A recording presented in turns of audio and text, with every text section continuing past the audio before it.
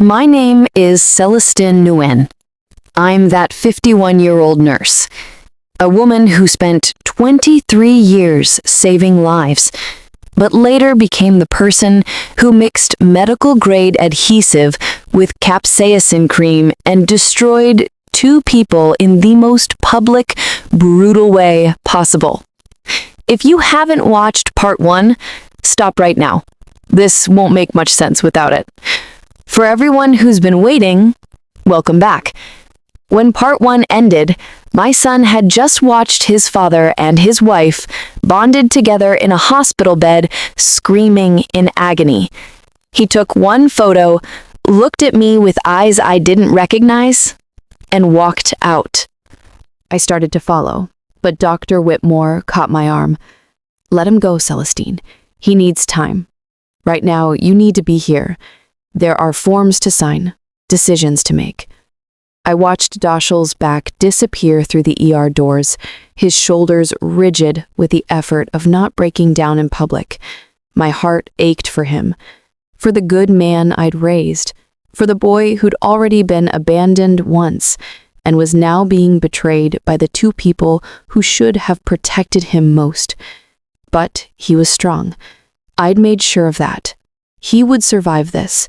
We both would. The surgery took 6 hours. Separating Donovan and Bronwyn required meticulous work. The medical adhesive had bonded internal tissues that should never have been bonded. Dr. Whitmore came out afterward, his surgical cap still on, his face carefully professional. "Mrs. Merrick," he said, pulling me aside in the waiting room, "they'll both survive, physically at least, but the scarring will be permanent. The nerve damage from the capsaicin is severe. They'll be in pain for months, possibly longer. And psychologically, well, that's not my department." "Can I see him?" I asked, my voice that of a concerned wife. "They're both in recovery, separate rooms, obviously. Heavy sedation for the pain. But yes, you can see Donovan. Room 427. I walked through the familiar hospital corridors, past nurses I'd worked with for years, past rooms where I'd saved lives and comforted the dying. Everything looked the same, but nothing would ever be the same again. Donovan's room was dim, monitors beeping steadily. He lay in the bed, his face pale and drawn, IVs in both arms, pumping pain medication that barely touched what he was feeling. His eyes were closed, but they opened when I entered. For a long moment, we just looked at each other. "Celestine," his voice was hoarse, broken. "Please, let me explain." I pulled a chair close to the bed and sat down. "Explain what, Donovan? Explain how you've been having an affair with our son's wife for 2 years? Explain the messages about stealing my retirement accounts and having me committed?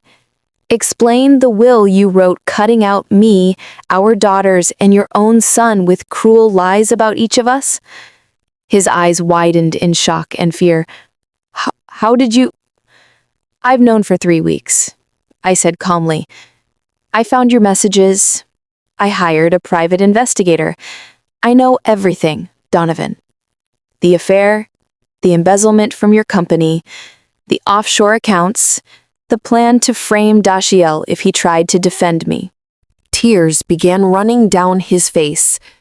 "I didn't mean, it wasn't supposed to." "And Evangeline," I continued, watching his face carefully. "Your first wife. I know she's been helping Bronwyn plan all of this. I know about their agreement to split the money after they destroyed our family." Donovan's face went from pale to completely white. His mouth opened and closed several times before words came out. "What? No, that's not Evangeline. How would Bronwyn even know? Evangeline hates me. She would never." They found each other online over a year ago, through some group for bitter ex-wives. They've been planning this together. Evangeline gets 40% of everything they steal from us. Bronwyn gets 60% for doing the active work. They've been conspiring against both of us, Donovan, against our entire family." "No." Donovan shook his head frantically, wincing at the pain the movement caused. "No, that's not possible. Evangeline wouldn't. She left me. Why would she come back to? I don't understand." "Because she's still angry about what happened between you. Because she wants compensation for her years of suffering." I pulled out my phone and showed him the printed emails Rowena had given me. "Those are her words, Donovan, from emails to Bronwyn." He read with shaking hands, his face contorting with each line. When he got to Evangeline's comments about Dashiell, about how their son deserved everything that's coming, and how it would be better if he hurt himself, Donovan made a sound like an animal in pain. "She said that about Dashiell? About our son? She wanted him to... God, no, I didn't know. Celestine, you have to believe me. I had no idea Evangeline was involved. I swear I thought it was just me and Bronwyn. I didn't know." "You thought you and Bronwyn were partners?" I laughed, but there was no humor in it. "Donovan, Bronwyn was playing you the entire time. She was using you to get access to our money. And she was using Evangeline to get information about your weaknesses, your past, every vulnerability you had. You were never her partner. You were her mark." "I don't understand. How did they even find each other?" "Bronwyn searched her out. After you told Bronwyn about your past, about poor Evangeline who abandoned you, Bronwyn got curious. She found Evangeline on social media, reached out, and discovered that your ex-wife was more than happy to help destroy the woman who replaced her." I leaned closer. "Did you really think a 26-year-old woman wanted you for love? She wanted money and revenge on behalf of a bitter ex-wife you'd convinced me was a villain. And Evangeline wanted the same thing. You were just the convenient tool they both used." Donovan was crying openly now, tears streaming down his face. "I thought Bronwyn loved me. I thought she saw something in me that you stopped seeing years ago. I thought..." "She saw a bank account," I said flatly. "And a pathetic middle-aged man with access to his wife's retirement funds and a willingness to betray his own son. That's all you ever were to her." I pulled out another document from my purse. "And speaking of betrayals, Donovan, I had your first marriage investigated too. I wanted to know if you were lying to me about that as well. And guess what? You were." His eyes widened in fear. "What do you mean?" "I mean, Evangeline didn't leave you because of your accident. She left because she caught you cheating with her younger sister, Rebecca, her pregnant younger sister." I watched the color drain from his face completely. That affair started before Dashiell was born and continued for years. When Evangeline found out, when Dashiell was 5, she tried to forgive you, went to counseling with you, gave you another chance. Donovan's lips trembled. "Celestine, I was young. I made a mistake. A mistake that continued after your accident. When Rebecca came around to help during your recovery, you started up with her again. Evangeline came home early one day and found you two together, in her bed, with 6-year-old Dashiell in the next room." "No," he choked out. "Yes, that's why she left. Not because you were disabled, not because she was shallow, because you were a cheater then, just like you're a cheater now. You destroyed your first marriage the same way you destroyed ours, by lying, by betraying, by being fundamentally incapable of loyalty. I stood up. So no, Donovan, I don't feel sorry for you that Evangeline and Bronwyn conspired against you. You created both of those situations. You cheated on Evangeline with her sister. You told Bronwyn everything she needed to know to manipulate you. You embezzled money and planned to have me committed and frame your own son. You're not a victim. You're a man who finally ran out of women willing to save you from yourself. Please, he sobbed. Please, Celestine, I didn't know about Evangeline working with Bronwyn. I swear I didn't know. Whether you knew or not doesn't matter anymore. The damage is done. To me, to Dashiell, to our daughters, and now the whole world knows exactly who you are. From my purse, I pulled out a thick envelope and dropped it on his bedside table. Divorce papers. My attorney will be in touch. You'll be hearing from your company's legal department about the embezzlement. The police will want to talk to you about conspiracy to commit fraud. And the viral video of you and Bronwyn being loaded into ambulances has already been viewed over 7 million times and climbing. Your face is everywhere. Your name is synonymous with betrayal. His face crumbled. What about Dashiell? Can I talk to him? Please, I need to explain. Don't you dare say his name, I hissed. You don't get to care about him now. You lost that right when you chose to sleep with his wife, when you planned to frame him for your crimes, when you wrote in your will that he was defective because his mother abandoned him. Never mind that you drove her away with your cheating. I walked to the door, then paused. And just so you know, Donovan, that will you wrote, the one where you claimed Sloane and Juniper aren't your biological daughters, that lie designed to destroy them emotionally, my attorney is going to make sure every judge, every lawyer, every person involved in this case knows that you lied about your own children's paternity to justify cutting them out, that you slandered two innocent women who loved you, who called you dad, just so you could give everything to your mistress. His face showed pure horror as the implications sank in. I didn't mean, Bronwyn said I needed leverage in case. You meant every word, I said coldly. You just didn't think anyone would ever see it.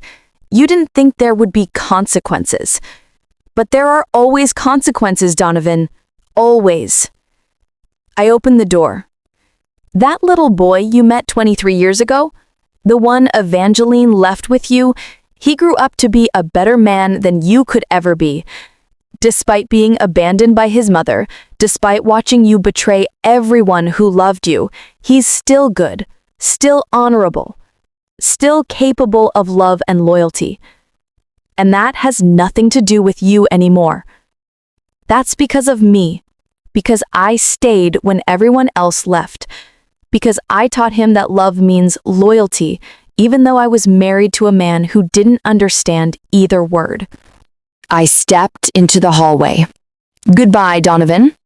I hope those hotel rooms and those few moments of pleasure were worth losing everything that mattered. The door closed behind me with a soft click, final as a coffin lid. The story exploded across every platform imaginable. The viral video from the hotel, Donovan and Bronwyn being loaded into ambulances while still attached, their screams echoing off the building, became one of the most shared videos of the year. But it wasn't just the video. It was everything else that came out afterward. Yolanda, the hotel housekeeper who discovered them, posted her own TikTok video that got 5 million views in 24 hours. She said to the camera, her face tired but determined, "I was there. I heard them before all the screaming started. The woman, the young blonde, She was talking about that stupid nurse wife and how she'd never see it coming, how they were going to take everything from her and have her locked up in some facility so they could steal her money. And the man was laughing. He said, "Celestine trusts me completely. She'll sign whatever I put in front of her. She's too good to suspect anything." They were planning to destroy her, planning to steal from her, and they were laughing about it. Yolanda's eyes filled with tears. "My mama was a nurse. She worked herself to the bone taking care of people, died young because she gave everything to her patients. And to hear these two planning to destroy a nurse who'd done nothing but love them, who raised that man's son for 23 years. I called housekeeping the second I heard the screaming, and I'm glad I did. Whatever happened to them in that room, they earned every second of it." The comments section exploded with support. That poor nurse wife, she raised his abandoned son for 23 years, and this is how he repays her? The mistress was literally his stepson's wife, and they were planning to have the nurse committed? This is evil. If someone did glue them together, that person is a hero. This is justice, not revenge. The universe said, "Not today, Satan," and glued their cheating asses together. Beautiful. Then the financial crimes came to light. Donovan's company launched an internal investigation and discovered the embezzlement. $180,000 stolen over 18 months, hidden in offshore accounts. They immediately fired him and filed criminal charges. The media discovered the offshore accounts, the shell companies, the Costa Rica property purchase. Headlines screamed, "Portland Facilities Director embezzled $180K to fund affair with son's wife. Father-in-law and daughter-in-law's affair included plot to defraud an institutionalized nurse wife. Cheating couple planned to frame victim's stepson for embezzlement." And then the will leaked. Someone at the courthouse, probably a clerk who was disgusted by what they read, anonymously sent copies to the media. The headlines got even worse. Cheating husband's will called wife manipulator, daughters not his biological children in cruel lies. Adulterous father wrote that firefighter's son was defective due to mother's abandonment. Abandoned by father he cheated with sister-in-law. The public reaction was swift and merciless. Donovan and Bronwyn weren't just cheaters anymore. They were monsters, conspirators, people who'd planned to destroy an innocent woman and her family for money. And then, Rowena released the evidence about Evangeline to the press. Carefully, strategically, with my permission. The story of Donovan's first wife, the woman who'd supposedly abandoned her 6-year-old son because she was too shallow to handle disability, being revealed as the victim of Donovan's affair with her own sister, and then conspiring decades later with his current mistress to destroy the nurse who'd saved them both? That was the detail that turned public opinion into a tidal wave of rage on my behalf. He cheated on both wives with the first wife's sister? The biomom who left her kid because dad was cheating is now trying to profit from destroying him? This is a nightmare. Celestine Nguyen raised that woman's abandoned child for 23 years while the mother plotted revenge. This woman is a saint. 3 people, the husband, the daughter-in-law, and the ex-wife, all conspired to destroy one woman and her stepson. I hope they all rot in prison. My daughters flew home immediately. Sloane arrived from Seattle with her husband and baby, her face stricken after reading what Donovan had written about her and Juniper in the will. Juniper came from across town, tears streaming down her face. They found me at the house, sitting at the kitchen table with cold tea, staring at nothing. Mom. Sloane wrapped her arms around me from behind, her voice breaking. Mom, I read what he wrote about us, that we're not his biological children, that we're not entitled to anything he built. It's a lie, I said firmly, turning to look at both my daughters. You are his biological children. He lied about that to justify cutting you out of the will, to hurt you, to make Bronwyn the sole beneficiary. But it's a documented lie. We have your birth certificates, hospital records, everything. The DNA is indisputable. Why would he write that? Juniper sobbed. Why would he want to hurt us like that? He's our daughters. We loved him. Because he's not the man we thought he was, I said quietly.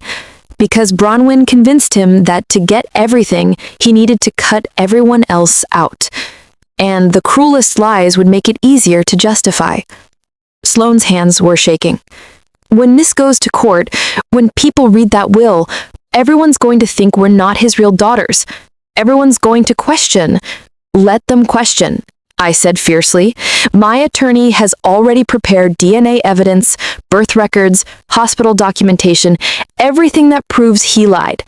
Thalia is going to make sure every judge, every person involved knows that your father slandered his own children, that he committed defamation against you both for financial gain. If anything, that lie is going to work against him, not against you. Where's Dashell? Sloane asked, looking around the empty house. I don't know. He left the hospital and won't answer his phone. I've been texting him every hour, but nothing. Juniper pulled out her phone. I'm calling his captain. She reached Fire Captain Morrison, who confirmed that Dashiell was at the firehouse. He showed up for his scheduled shift like nothing happened, Morrison said, his voice heavy with concern. But he's not right, Celestine. He's going through the motions, but there's nobody home behind his eyes. We're keeping watch on him, but he needs family. He needs you. I went to the firehouse that evening, Fire Station 23, where Dashiell had worked for 6 years, where his crew knew him as reliable, steady, the guy who always had your back. Captain Morrison met me at the door, his face troubled. He's in the bay, Celestine. He's been cleaning equipment for 3 hours straight. Same gear, over and over. He won't talk to anyone. I found Dashiell exactly where Morrison said, methodically cleaning a hose that already gleamed, his movements precise and mechanical, his eyes focused on nothing. Dashiell, I said softly. He didn't look up. I can't talk right now. I have work to do. The captain said you've cleaned that hose 3 times already. It needs to be clean. Lives depend on equipment being clean. People trust us to be ready, to be perfect, to save them when everything's burning down. His voice cracked. Someone has to be trustworthy. Someone has to keep their promises. I walked closer, slowly. Dashiell, honey. Did you do it? The question came out flat, emotionless, but his hand stopped moving on the hose. The glue, the capsaicin, the hotel room. Was it you? I could lie. My alibi was airtight. The police had found no evidence. I could protect him from this truth, let him believe it was some cosmic justice, some anonymous avenger. But I'd spent 23 years teaching him that truth mattered, that honesty was the foundation of love. I couldn't betray that now.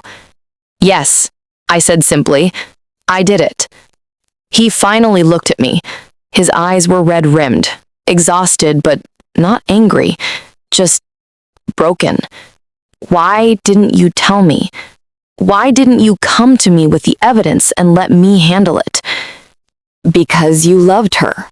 Because you loved him. And if I'd told you, they would have manipulated you. Bronwyn would have cried and blamed loneliness or confusion.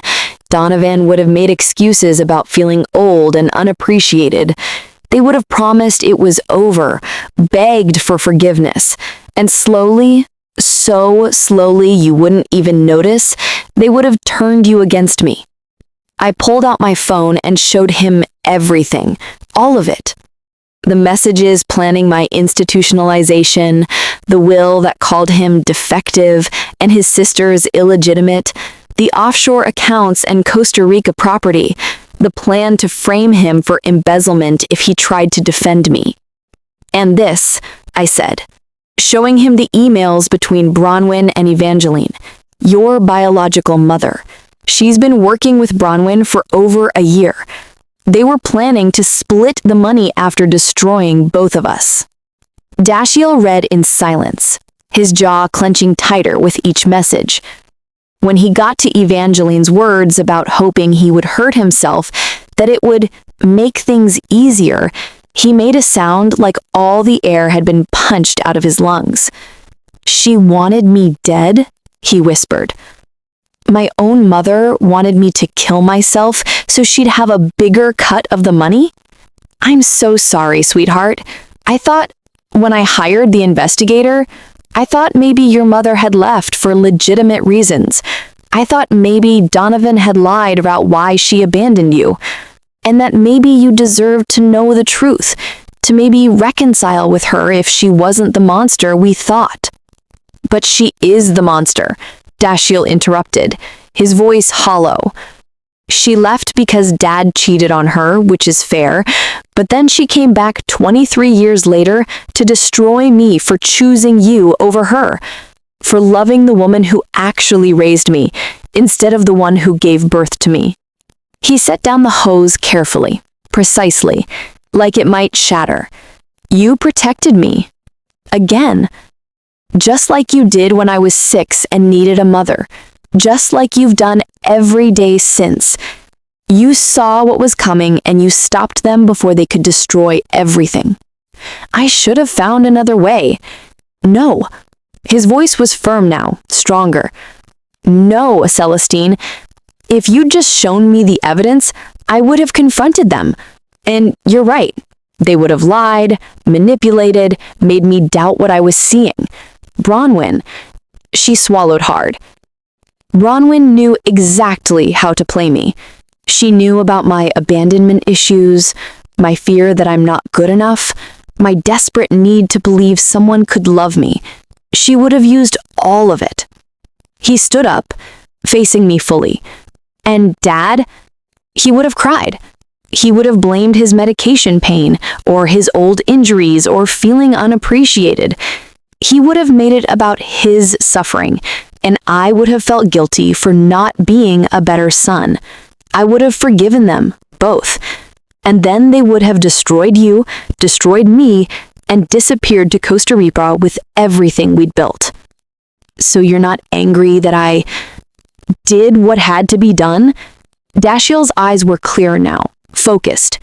I don't know if I can forgive you for not trusting me enough to handle the truth, but I also don't know if there's anything to forgive. You saved me. You saved all of us. And yeah, the method was brutal and illegal and probably morally questionable, but they were planning something worse. They were planning to erase you, to frame me, to destroy Sloan and Juniper with lies about not being Dad's real daughters. He reached out and took my hand, the first time he'd willingly touched me since the hospital. I'm angry and hurt and so fucking broken I don't know how to put the pieces back together. But I'm not angry at you. I'm angry at them, at him, at her, at the woman who gave birth to me and then tried to kill me from a distance. What do you need? I asked quietly. How can I help you heal from this? I need to come home. To the house. To you and Sloan and Juniper. I can't be alone right now. I can't be in that apartment where Bronwyn and I... His voice broke. I need to be somewhere that feels real. Somewhere the love isn't a lie. Your room is ready. It's been ready since the day you left, and it will always be ready. For as long as you need it. The criminal trials came in waves over the next 6 months. Donovan pleaded guilty to embezzlement and conspiracy to commit fraud. With cooperation and the prosecution's recommendation, he received 5 years in Oregon State Correctional Institution. His attorney had advised him that fighting the charges would only result in a longer sentence given the overwhelming evidence and public outrage. At his sentencing, the judge addressed him directly. Mr. Merrick, you had every advantage. A wife who loved you, children who adored you, a successful career built on the foundation of your wife's sacrifices, and you threw it away for an affair with your son's wife and a scheme to steal everything from the woman who saved you. You will spend the next 5 years contemplating the consequences of your choices. Bronwyn's case was more complex. She was charged with conspiracy to commit fraud, identity theft for accessing my financial accounts, and as an accessory to Donovan's embezzlement. Her attorney tried to argue that she was young and manipulated by an older man, but the prosecution presented the messages showing her as the primary architect of the conspiracy. Miss Ashford wasn't a victim, the prosecutor argued. She was a predator. She targeted a family, seduced her father-in-law, and orchestrated a complex fraud scheme. She showed no remorse, only calculation. Bronwyn received 3 years in prison, followed by 5 years of probation. Her pharmaceutical license was permanently revoked. Her parents, who disowned her publicly, didn't attend the sentencing. As she was led away in handcuffs, she looked back at the gallery where I sat with Dashel. Her eyes found mine, full of rage and hatred. "This is your fault. You did this to me. You—" "No," Dashel said, standing up. His voice carried across the courtroom, strong and clear. "You did this to yourself. You chose greed over love. You chose betrayal over loyalty. You destroyed yourself. My mom just made sure everyone could see what you really are." Bronwyn opened her mouth to respond, but the bailiff pulled her away. And she was gone. Evangeline's trial was the most dramatic. She fought the charges vigorously, claiming she was just offering advice to Bronwyn, that she had no intention of actually following through with any plan to defraud me or harm Dashel. But the evidence was overwhelming. Emails detailing the conspiracy, recorded phone calls where she and Bronwyn discussed specific steps to institutionalize me and frame Dashel. Financial documents showing she'd already set up accounts to receive her 40% share of the stolen money. The prosecution brought in a psychologist who testified about the long-term effects of parental abandonment and how Evangeline's reappearance in Dashel's life, not to reconcile but to destroy him, constituted severe psychological abuse. Dashel was called to testify. I sat in the gallery as he walked to the stand, his firefighter's uniform crisp and professional. He'd insisted on wearing it. "I want her to see who I became without her," he'd said. The prosecutor asked him to describe his relationship with his mother. "I don't have a relationship with Evangeline Hartford. She gave birth to me.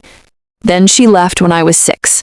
I kept her birthday cards in a shoebox under my bed for years, hoping she'd come back, hoping I'd done something to deserve being left behind." His voice stayed steady. Then, 23 years later, she came back. not to apologize, not to reconcile, but to conspire with my wife and my father to destroy the woman who actually raised me, to steal everything my stepmother built, and to frame me for crimes I didn't commit. The prosecutor handed him a printed email. Can you read the highlighted section? Dajal's hands shook slightly, but his voice remained strong. Quote, he might hurt himself if it all comes crashing down. The abandonment issues run deep. And the response, quote, then that's his choice. One less person to split inheritance with. He looked up at Evangeline, who sat at the defense table with her face carefully blank. That's my biological mother talking about my potential suicide as a financial benefit, as one less person to split inheritance with. The courtroom was absolutely silent. Do you have anything you'd like to say to Miss Hartford? The prosecutor asked gently. Dajal looked at Evangeline for a long moment. I spent 23 years wondering what was wrong with me that made you leave, what I'd done to deserve being abandoned. I blamed myself. I thought if I was just good enough, strong enough, perfect enough, maybe you'd want to come back. His voice hardened. But there was never anything wrong with me. The problem was always you. You left because Dad cheated, which was his fault, not mine. But then you spent 23 years blaming me for choosing the woman who stayed over the woman who left. You came back not with love, but with vengeance. And that tells me everything I need to know about who you are. He stood up from the witness chair. You're not my mother. Celestine Yuen is my mother. She's the one who taught me to ride a bike and helped with homework and sat through every school play and graduation. She's the one who believed in me when I wanted to be a firefighter. She's the one who loved me when you couldn't be bothered to send a birthday card. So no, I have nothing to say to you. You're just a stranger who shares my DNA. And after today, I hope I never have to see you again. As he walked past the defense table, Evangeline finally broke. Dashiell, please. I'm your mother. No, he said without stopping. You're not. The jury deliberated for 2 hours. Guilty on all counts. At sentencing, Judge Okafor, the same judge who'd handled my divorce, presided. She looked at Evangeline with undisguised contempt. Miss Hartford, 23 years ago, you left your 6-year-old son. The court has heard evidence that you left because of your husband's infidelity, which makes your departure understandable and painful for the child left behind. But then you made a choice. Instead of working to maintain a relationship with your son, instead of seeking custody or visitation, you disappeared. You let him believe he was unworthy of your love. Judge Okafor's voice rose. And then, decades later, when that little boy had grown into a good man despite your absence, you conspired to destroy him, to steal from his stepmother, to frame him for crimes, to financially benefit from his potential death by suicide. You weaponized his abandonment trauma against him. She leaned forward. The law recognizes that children can be victims of abuse even when that abuse is emotional and psychological. The law recognizes that abandonment followed by malicious conspiracy constitutes a severe form of harm, and this court will not tolerate it. I sentence you to 10 years in the Oregon Women's Correctional Facility with no possibility of parole before serving 8 years. Furthermore, I am issuing a permanent restraining order prohibiting you from any contact, direct or indirect, with Dashiell Merrick for the remainder of your life. Evangeline's face finally showed emotion, shock, fear, fury. You can't do that. He's my son. You can't keep a mother from her child. He's not a child, Judge Okafor said coldly. He's a 32-year-old man who has made it clear he wants no contact with you. And given that you conspired to destroy him and expressed hope that he would commit suicide, this court finds that contact with you poses a continued threat to his psychological well-being. This restraining order is permanent and will remain in effect even after your release from prison. As Evangeline was led away, screaming about her rights and her son, Dashiell sat beside me in the gallery, his hand gripping mine. Is it wrong that I don't feel anything? Shouldn't I feel sad or angry or something? I said, you feel relieved because the monster finally has a name and a cage, and you're free. The media circus eventually died down. The viral videos became old news, replaced by newer scandals, fresher outrage. But our story had left its mark. I couldn't return to St. Michael's Hospital. The administration had made that clear. But honestly, I didn't want to. 23 years in the ER had taken its toll, and after everything that had happened, I needed something different, something that felt like building instead of reacting. I opened the Wildflower Clinic in Southeast Portland, in a neighborhood full of Vietnamese, Chinese, and Latino immigrants who struggled to access affordable health care. The name came from a conversation with my mother, who'd survived the fall of Saigon and the refugee camps. She told me in Vietnamese, her wrinkled hands holding mine, wildflowers grow where nothing else can, in broken concrete, in poisoned soil, in places where there's no water and no sun. They don't need perfect conditions. They just need to be stubborn enough to survive. The clinic was small, just 3 rooms in a converted house near 82nd and Division. But it was mine. I couldn't work as a registered nurse without hospital affiliation, but I could be a community health advocate. I could teach diabetes management and nutrition in Vietnamese and English. I could check blood pressures and blood sugars. I could connect people with resources and specialists. I could hold hands and listen to stories and help people navigate the medical system that intimidated them. Every day, the waiting room was full. Elderly Vietnamese women who reminded me of my mother. Young Latino families who worked 3 jobs and couldn't afford regular doctor visits. Chinese immigrants who spoke little English but communicated perfectly through smiles and gratitude. And every day, someone would recognize me. "You're the nurse from the video," they'd whisper. "The one who fought back." I never confirmed or denied what I'd done, but I'd nod and say, "Sometimes we have to fight for ourselves.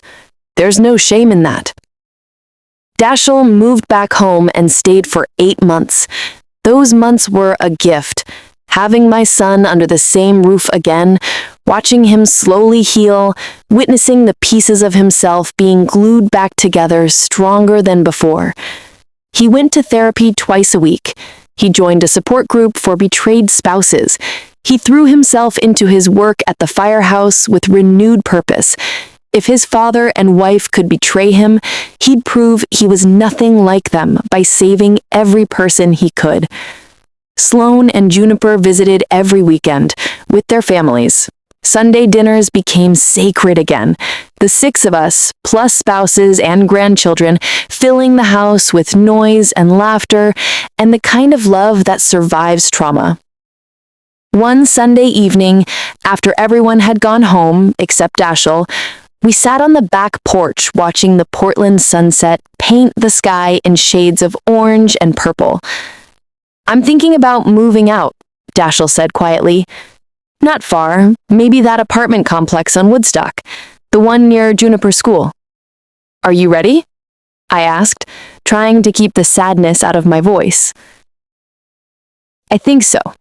I'll never be the same person I was before Bronwyn, before the hotel, before learning that 3 people conspired to destroy us. But I'm learning to be okay with that.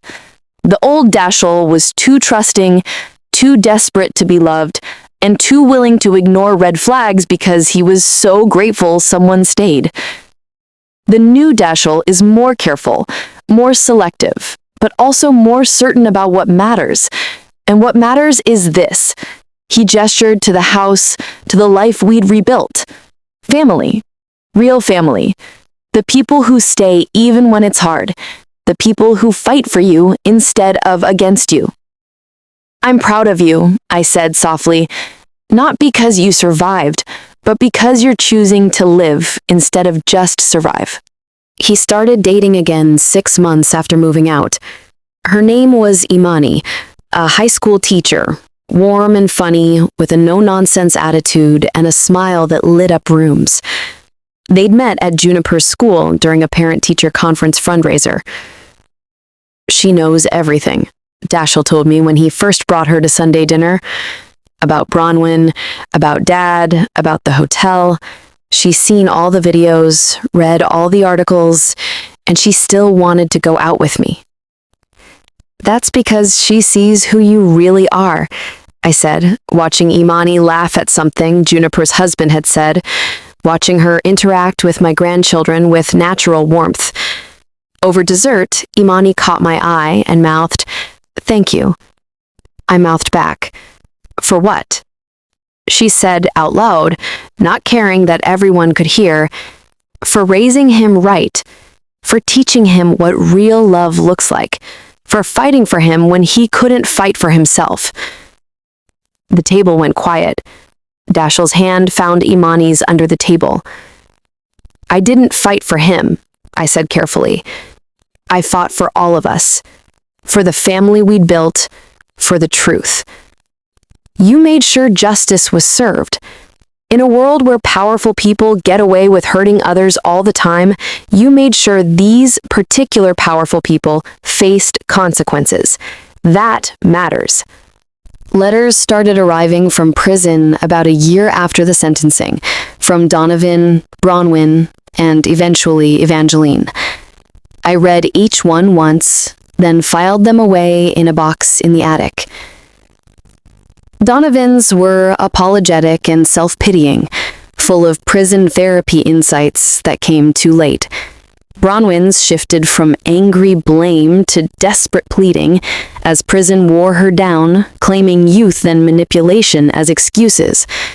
But Evangeline's letters were the most disturbing, never acknowledging wrongdoing, only justifications and threats. "I am Dashiell's mother," one read. "When I get out, I will find him. Blood always wins." I showed that letter to Thalia, who immediately filed it with the court. The judge extended the restraining order permanently, adding provisions that any contact attempt would result in additional criminal charges. I never told Dashiell. He was healing, building a life with Imani. He didn't need to know that the woman who gave birth to him still believed DNA trumped 23 years of actual mothering.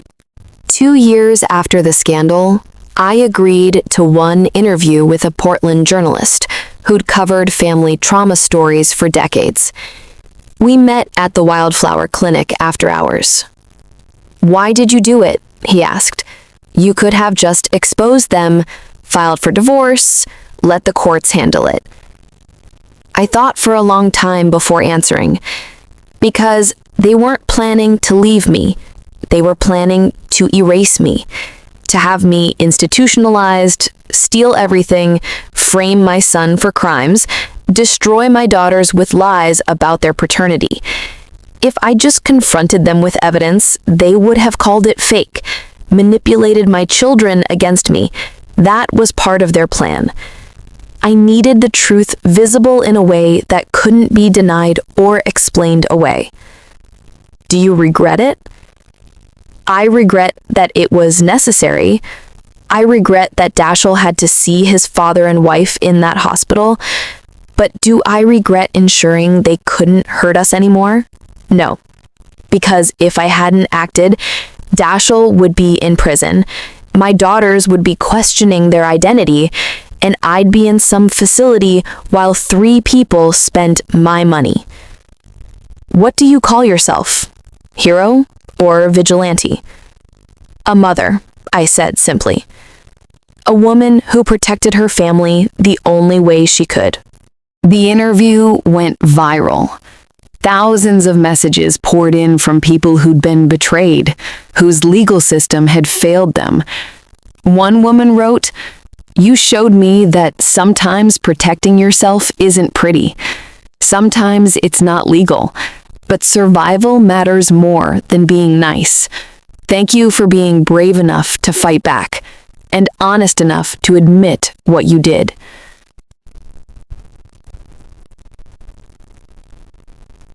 Dashiell's response summed it up perfectly. They thought you were weak because you were kind.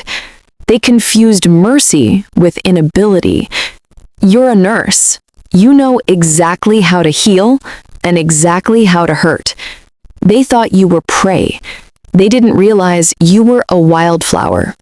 3 years after that night at the Embassy Suites, Dashiell walked into the wildflower clinic with Amani, both smiling with that secret look couples have when they have news. "We're getting married," he announced. The entire waiting room erupted in applause. Mrs. Nguyen, my regular patient, grabbed my arm with tears in her eyes. "Your son, he is happy again. You did this. You saved him." The wedding was small, intimate, just family and close friends. When the officiant asked, "Who gives this man to be married?" I stood alone. "I do," I said clearly. "I give him freely, proudly, and with love." At the reception, Amani pulled me aside. "When Dashiell and I started dating, I researched everything. People are divided about whether what you did was right, but they're not divided about whether it was understandable. Every single person said they understood why, because when you're faced with people conspiring to destroy you, the law isn't always enough." She took my hands. "Thank you for being strong enough to do what needed to be done. Thank you for saving the man I love." 4 years later, I got a call from Oregon Department of Corrections. "Mrs. Nguyen, I'm calling to inform you that Donovan Merrick passed away this morning, heart attack, in the prison yard." I felt nothing. Not grief, not relief, just empty. I called Dashiell. "Your father died this morning." "Oh." Just that. Then, I thought I'd feel something, but I just feel nothing. Is that wrong? "No, sweetheart. He stopped being your father the day he chose Bronwyn. You grieved him then." Donovan's attorney called about his final will and a letter he'd left for me. I almost refused it, but something in the attorney's tone made me listen. The letter was unlike anything I expected. Donovan confessed everything, that he'd been a monster by choice, that he knew I'd done it, and that he was grateful. "I'm glad you did it," he wrote. "I'm glad you destroyed me before I could destroy you and Dashiell and the girls. If you'd just filed for divorce, we would have turned Dashiell against you. But you didn't give us that chance. You made the truth permanent, viral, undeniable." He ended with, "I knew exactly what you did, and I was grateful. You won. You should have won." I sent the letter to Thalia to decide if Dashiell ever needed to see it. Someday, maybe, when he was ready to know his father's final act was truth instead of lies. 5 years after the hotel, I stood in the Wildflower Clinic on a spring morning when my phone buzzed with the family group chat. Dashiell, big news. Imani is pregnant. We're having a baby. The chat exploded with celebration. Dashiell, and if it's a girl, we're naming her Celestine. My vision blurred with tears.